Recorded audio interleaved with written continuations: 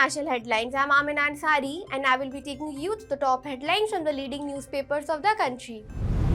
Let's start with the Times of India. Mallikarjun Kharge's weak woman remarks sparks row on day 1 in Rajya Sabha 2.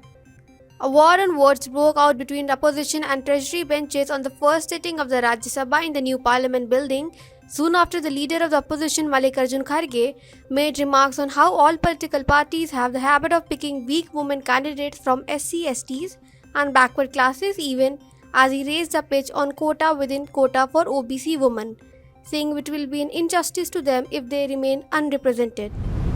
Next headline is from the Indian Express. Opposition finds common ground on women's reservation bill pushback, demands OBC quota.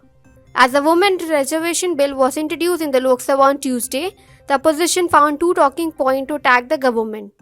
The party said the bill was huge betrayal of the hopes of women as the implementation date has been kept vague, and criticized the government for not providing quota for backward classes.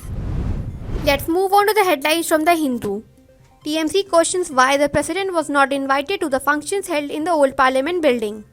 The Trinamool Congress on September 19 questioned why President Draupadi Murmu was not invited to the function held in New Delhi to mark the move to the new parliament building. The event held in the historic central hall of the old building was presided over by Vice President and Rajya Sabha Chairman Jagdeep Dhankar. Next, let's move on to the headlines in the Economic Times. Demand for healthcare products returns as COVID base effect normalizes.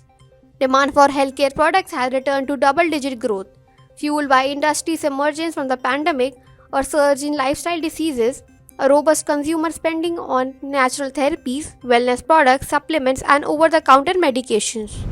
Let's move on to the headlines from the Telegraph. Congress never serious about women's reservation, only shows tokenism, Amit Shah.